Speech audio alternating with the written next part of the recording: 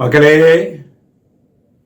ജെറുസലം വചന കൂടാരത്തിൽ നിന്നും 3 മിനിറ്റ് പ്രാർത്ഥനയ്ക്ക് എത്ര കാലമായി നമ്മൾ ഒരുമിച്ച് കൂടുന്നു അല്ലേ?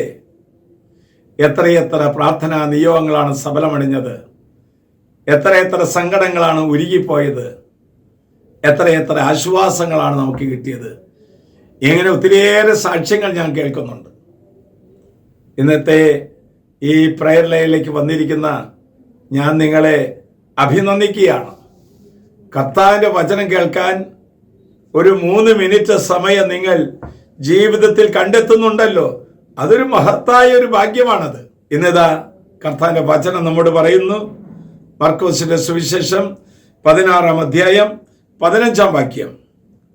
നിങ്ങൾ ലോകമെങ്ങും പോയി സർവ സൃഷ്ടികളോടും സുവിശേഷം പ്രസംഗിക്കുവിൻ.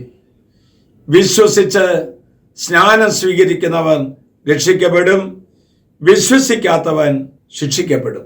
അപ്പോൾ ശിക്ഷയും രക്ഷയും ശിക്ഷയും വചനത്തിലൂടെയാണ് നമുക്ക് കടന്നു വരുന്നത് നമുക്ക് മനസ്സിലാകുകയാണ്. ഇതൊരു ഉപദേശമല്ല, ഇതൊരു കൽപ്പനയാണ്. അച്ഛന്മാരോടും കന്യാസ്ത്രീകളോടും വചനപ്രഘോഷകരോടും മാത്രമായിട്ടുള്ള ഒരു കൽപ്പനയല്ല, എല്ലാ ക്രൈസ്തവരോടും, ദൈവത്തെ സ്നേഹിക്കുന്ന എല്ലാവരോടുമുള്ള കർത്താവിൻ്റെ കൽപ്പനയാണത്. ഈ കൽപ്പന സ്നേഹപൂർവം സ്വീകരിക്കുമ്പോൾ, വചനം പ്രഘോഷിക്കുമ്പോൾ അവിടെ വിജയങ്ങൾ ഉണ്ടാകുന്നു, അവിടെ അഭിവൃദ്ധി ഉണ്ടാകുന്നു, അധോഗതി ഉണ്ടാകുന്നില്ല. ഇതാ നമ്മുടെ മുമ്പിലേക്ക് ഒരു ജീവിത സാക്ഷിയുമായി ഒരു മകൾ കടന്നു വരുന്നു.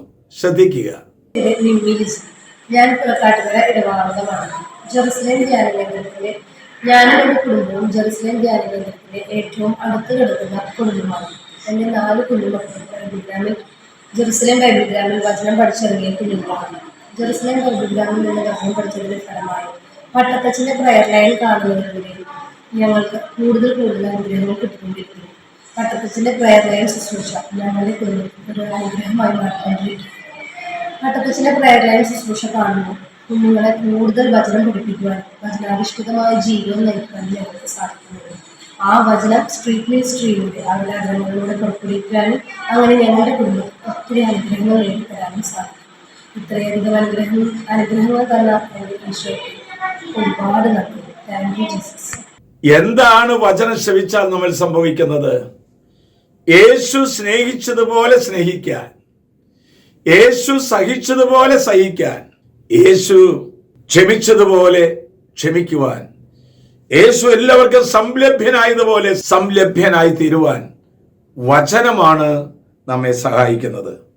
ആശ്വാസപ്രദമായ രാത്രി, പ്രതീക്ഷാ നിർഭരമായ പ്രഭാതം, സൽപ്രവർത്തികൾ നിറഞ്ഞ ദിവസം നൽകി അവിടുന്ന് നമ്മെ എല്ലാവരെയും അനുഗ്രഹിക്കട്ടെ.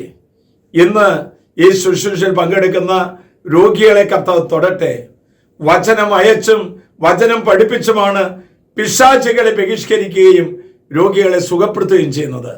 ആ കർത്താവിന്റെ സ്നേഹം നമ്മുടെ ഉള്ളിലേക്ക് കടന്നു വരട്ടെ. നമ്മുടെ കർത്താവ് യേശു മിശിഹായുടെ കൃപയും പിതാവായ ദൈവത്തിന്റെ സ്നേഹവും പരിശുദ്ധാത്മാവിന്റെ സഹവാസവും പരിമളവും നാം എല്ലാവരോടും ഈ കൂട്ടായ്മയോടും കൂടി ഉണ്ടാകട്ടെ, ഇപ്പോഴും എപ്പോഴും എന്നേക്കും. ആമേൻ.